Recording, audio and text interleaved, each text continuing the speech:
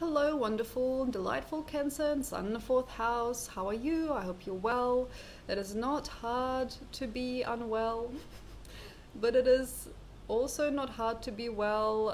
Cancer is something very interesting and very enigmatic as it sort of portrays within itself a question more than it does an answer, and the question sometimes can be more joy than an obvious. It's a very elusive energy, and the illusion of Cancer is something that I've really drawn towards myself a lot, as I felt a lot of my home environment and my mother, she's a Cancer as well, to be a very polite presence that has been there in essence all my life. So basically you are somebody who marks people for life, and you know it. You do. Like, you may not feel strong, you may not feel like an Aries or a Leo, you may feel very meek. Cancers feel very meek, but they really mark people for life, and for that they have to remember to forgive themselves and other people too. Because maybe you don't realize, but that slight little shift, the slight little saying, that very slight, oh goodness, or like that really slight thing that you do can actually bring to us a huge hurricane of emotion, devotion, disintegration, dislocation, dissatisfaction with ourselves and each other. Like, it can really bring to us a lot. So a phenomena, you're a phenomena. So Cancer, how to find your joy? Well, we're in Leo at the moment, so that's why I'm doing this video, because joy is about Leo. It's about the next sign adjacent to you. It is where you become comfortable later in your life. Afterwards, you've forgiven yourself. Afterwards, when you've done everything that you wanted and you've seen everything that you thought was possible from other people, afterwards you just become Leo. In your 20s it is possible, because you can actually move really fast as a cardinal sign. You can progress through your lifetime very quickly and easily if you allow yourself to. But for most of us, we kind of see Cancer really unravel only by their 40s, late 40s, early 50s, sometimes even 90s. But Cancer is something that is very incredible in the way that it can really polarize people. It can give people the kick and the bite without kicking or biting. And you kind of do that, and you need to do that because you sort of come into this world as a sort of a question mark. All water signs are a question mark. The fire is a statement. The earth is a consolidation. The air is the kind of like a, oh, wonder. And then every lull of the water, in Cancer and Pisces and Scorpio, every lull is a question mark. And you are the biggest question mark of all, because you are something that possesses us to shift outside of me, myself, to, hey, how about these other people, and how about all these other things that need to be done? How about service? How about forgiveness? How about surrender? So outside of inertia is where you are, this where you're from. You are forming us outside of the first three signs into the next three signs of Leo, Virgo and Libra, and you're sort of forming in us the understanding that inertia will not get you far until you can see the other side. The other side, the equilibrium, the even nature, the stick and stone of other people, like the thick and the thin of the world, till we can see the nuances of reality. And you're somebody that doesn't usually see the nuances as real when they're there, and can evoke nuances when they're not there. Very sensitive to things that perhaps you shouldn't be sensitive to, as we feel. Like, there could be very minor things, like, oh, I can't sleep with that sound in a window. I can't sleep with that sound, or like, I can't handle when people wear that kind of color. Like, just something really small, but to you it's like a huge deal, and we're like, what are you doing? And then, for example, when somebody bites at you, or somebody like makes a really rude remark, you just brush it off and you move on. There is sometimes certain things that really bother us about you that you don't think are not normal, and then sometimes things that you think are very admirable and very interesting or very bothersome to us are actually not bothersome to us at all. So things with Cancer have to be forgiven. You have to forgive, and that is something that is yours as a birthright. It's like you are born to be a forgiver of yourself and of other people.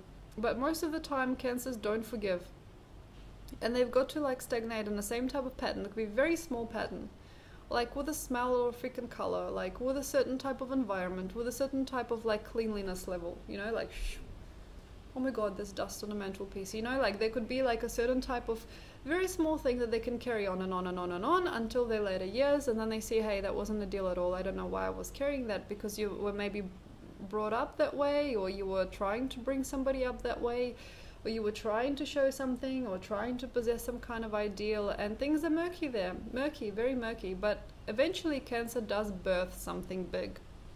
And this can be with you, or it can be with your child or your significant other, but something in you will birth something often. And that can be something that's very deep of meaning, deep and rich of color, deep and rich of experience, and often in that way, Cancerians can birth joy. They can birth a child that's like always joyful eventually.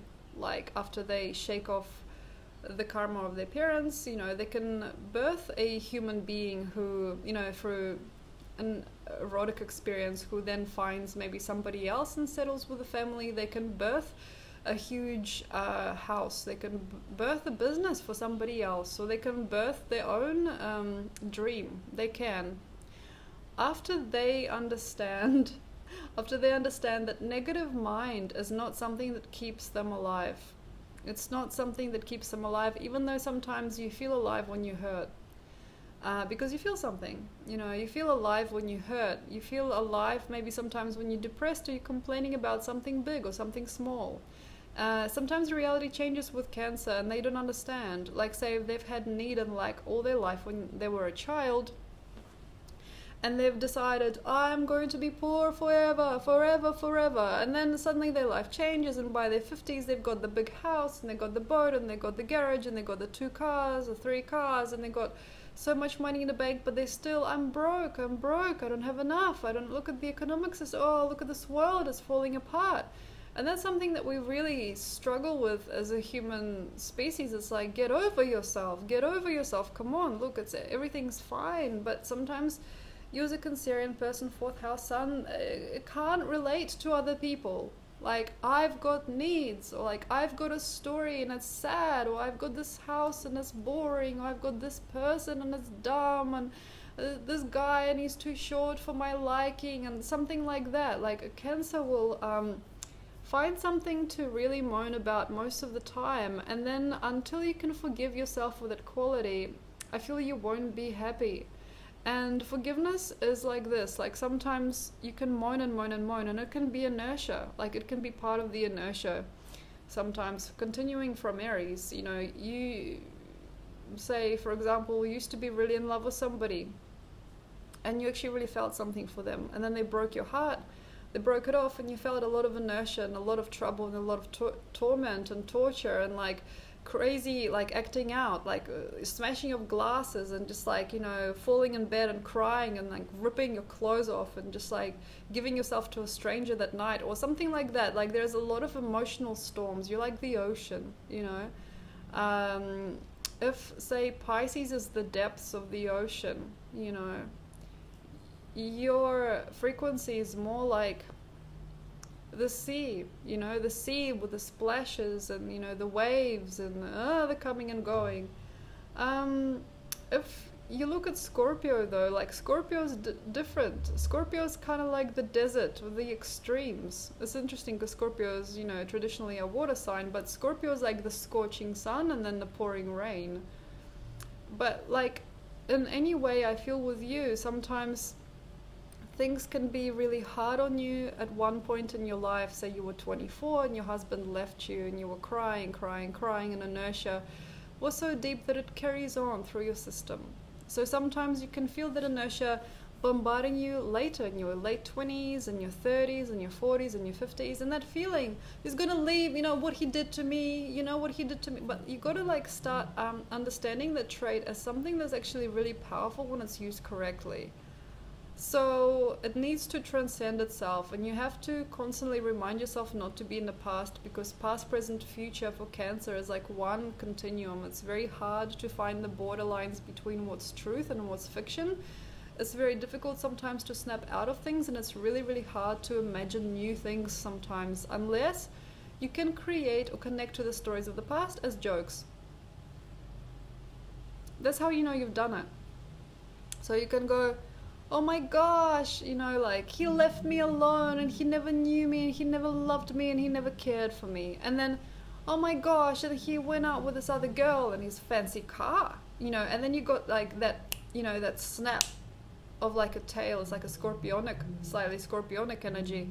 Oh, and then he went out in that really nice, you know, car with her, and she was wearing that and this, and you know, then they got together and they had kids, and here I am alone, you know, like. And then what's the next phase of that? When you go ha ha ha, and then they had like a house together, I guess. Yeah, okay.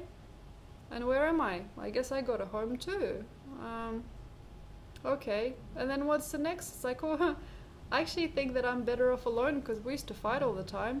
And what's next? Then you go, I don't think he's really there for her either. Man, he would have been a terrible husband. I don't know what's going on there. And sometimes Cancer will look over into the other person's yard and where the grass is green or not as green, just to sort of see what's happening. And then eventually, like, Cancer will just be like, oh, I'm hungry or something. And then eventually the humor will come. It's like, oh yeah, he left me. Yeah, he was funny. And then sometimes it won't be about him leaving you. Sometimes it will be like, and then I was a woman of leisure for the rest of my life, you know, until one day or something like that. And then you sort of start traveling through life treating yourself as a prize. Because if you're traveling through life and you're treating yourself as a speck of dust that gets brushed off people's shoulders, this is where your sadness comes from, and you got to forgive them. You really got to forgive and forgive and forgive and forgive. And then eventually you'll sort of forgive them enough to forgive yourself. And you kind of go, I need to forgive myself for putting myself last. I have to forgive and forget that I've ever wanted to be with somebody for something. I need to start seeing myself as truth, and I'm a pearl. I'm a magic man. I'm a magic woman. I can do amazing things. I can change people. But it's not about me changing them. It's just about me glowing like the pearl. I am the pearl. I'm the pearl. And a crown. I'm a crowning glory of a party. I'm a crown. Crown that people wear. You know, I'm something that is beyond this world, and I'm beyond this realm, and I'm an incredibly powerful being. And then that will bring you happiness, because that's the main glitch with Cancer. Because Cancerians don't see their power, and they scatter themselves and splash themselves around at predetermined ideas and predetermined people, sometimes even seeking out people that will hurt them on purpose, or like being determined to be in a situation where nobody likes them. And then kind of looking at people going, you don't like me, do you? Well, I like you. You don't like me. I know you don't like me. And sometimes they get a lot of power out of just like, hey, you don't like me, but I love you, like that kind of thing. But eventually I feel when a Cancer can forgive themselves for putting themselves into sad situations and for dwelling on things and putting themselves in a minuscule way where they should be big and beautiful, eventually I feel that Cancer can succumb to a very different experience. And that is the joy of just being beautiful, and not feeling like big and beautiful. If you are somebody who's weight defined, like feeling, oh, like I need to lose weight, I need to gain weight, there is something about your weight that really torments you if you are not feeling great. But I feel when a Cancer is feeling weight is good, it either balances out, falls off, or gives you more pride, more sophistication, because I feel that a solidification of a personal body, like of your human self, is something that is actually really in alignment as part of your journey for many Cancers. And I feel that it can be something that will give you a lot of pride and grief later, but then eventually I feel it balances it out as soon as you can see yourself as beautiful, like a beautiful power. Not even a being, just like a vibration of power in its purest form, because you're becoming more like the Leo, the lion after you, which is about power. It's about manifestation of self. It's about manifestation of all that you are in every moment in time. It's about being present. It's about the heart, and it's about Pluto as well. It's about the power game as well. But I feel for you in terms of your life, joy and happiness is something that eludes you for most of us. Like in comparison with other people, if you're comparing yourself to other people and you're really segregated from yourself through the possession of an idea that you are with others for life, or that others should be there with you for life, anything like that, Any kind of constants with other people, I feel, really deprives you of meaning and luster. So when you can be alone and when you can be completely self-fulfilled, and then you carry yourself out, not sharing yourself with anybody and not trying to get a piece of anybody else, and you're just carrying yourself as this big pearl, then I feel everything sort of works out for you in the end. And in terms of optimism, I feel a lot of Cancers have been able to find optimism lately, and it's something that is coming and going for you, though, as like a glitch almost. Sometimes wondering, am I really that? Am I really that, or am I actually this? And that can be really hard for us to see and hear when you kind of fall over again, because we really feel for you, Cancer, when you can't find yourself. And when you do, we really, really like collectively rejoice, because we see you as our mom, we see you as our dad, we see you as something of a prophet of the unimaginable, and we really value that in you, Cancer. So in terms of happiness and finding joy in certain things, children for Cancer don't usually bring that much happiness and joy when they grow up, because Cancers tend to stagnate on the idea of them as a child, and then when that person grows up and becomes just a human being, it's really hard to connect sometimes, or they want to diminish them back into the way they were, package them again into age 5 even though their child is 30. That is something very hard for us to accommodate to. So don't be used to your children being what you think they are, because a lot of illusion and deformation of the home happens for Cancer because of the building of illusion set in the past. For example, if they meet a partner and they got like a really beautiful romantic evening with them once, but then they've been married together for 40 years and they still remember that romantic evening as the hallmark of the whole relationship, and they're wondering, why does it not match up now? It's really hard to devour more truth, to devour more understandings, because this person that's based in ideals of the past can really suffer, because the ideals change and they have to change. And although Cancer can recall in the past and manifest systems that are a lot like the past or based on the ideals quite often actually, and it usually works and sometimes it doesn't, it's really important to just keep up with yourself, and yourself will create the new ambition for you before you know it. So if you're not keeping up with what other people are providing you, what other people are doing, what other people are providing with their presence to you, then I feel that things are fine. In terms of a career, a Cancer can keep anyone happy, but it should not keep people happy as a career. Why? Because that time is over for us all. We're no longer looking for other people to feed us, to fulfill us in the same way that they've done before. We're not looking for other people to feed us. Like, we're not as parasitic in nature anymore as we used to. And sometimes Cancers can have like a very uncomfortable level of understanding of that, because almost like they've been collectively relying on the parasitic nature of the universe, when one being was feeding the other, was feeding the other, was feeding the other, and then like coming to terms with the Aquarian age and how people just becoming so uninhibited and sort of like believing in themselves. It's really hard for Cancers to fit in sometimes. So when you are fitting into the society, it's really good for you to establish yourself in the field. Establish yourself in the field that you find you belong in for a long time, and that you can perfect, because you are the perfectionist of the zodiac, despite Virgo and everything like that. Virgo is a processor. You are like the perfectionist. You know what perfection is, you know what beauty is, you know what stability is, and you know what deformation can bring as well. Like, you kind of understand how timelines work and how sometimes something is deformed. It can be like put together in a different way, because you got Capricorn right in front of you with Pluto in it at the moment for the next few years until 2023, and you kind of like need to show us what you can see. And sometimes it can be very hard to show us what you can see, because you can see something that is beyond space and time. But sometimes it's all just a matter of circulating around the right people, circulating yourself around the right thing. It's like, imagine if instead of imagining yourself as a crab, imagine yourself as a beautiful abalone mollusk in your shell, and you're sort of circulating yourself in the right frequency, and then you create a pearl, okay? So circulate around the nice people, circulate around the nice nature, the culture, you know, the music, circulate in the right environment, and I feel that whatever you produce is really worthy and can bring you joy for a long time. I feel when you produce something and you feel very proud of it, you can actually enjoy it. So if you're a mum or a dad, and you produced a child that you're not happy with, and you're still looking at as something like despicable or disgusting or something like that, it's not very important what they become. It is important for you to say to yourself, I've done my duty and I've done my best, because I feel I've done the masterpiece that I was meant to do. And I feel that when you can say that, like, my child is a masterpiece, or my work, you know, my creative project or my business is a masterpiece, no matter what it does with itself, I feel that you'll find things shiny again. So, like, look at what you've done and say, masterpiece. I am a masterpiece. Everything I produce is a masterpiece.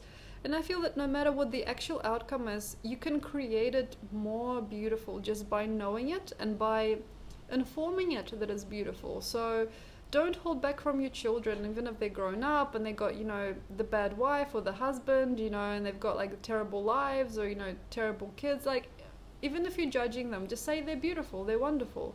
And then that will actually wash over you right back, like instantaneously, especially if your child is very bright. And even if they don't quite fit into your moral standards and if they don't quite fit in with your world, I feel they will provide you a lot of love and intuition later on. Anyway, thank you very much for your hospitality. Thank you very much for your ears. Thank you very much for listening and for being here. And if you like, check out my website. I've got singing, dancing, not dancing. I've got singing and I've got lots of art on my website now that I do for people. I do soul portraits now, and I do readings, of course, horoscopes. I do fractal alignments and things like that. So have a look around, and if you like something, book me for a reading or a piece of art just for you or your loved ones, and I look forward to hearing from you soon. Thanks a lot.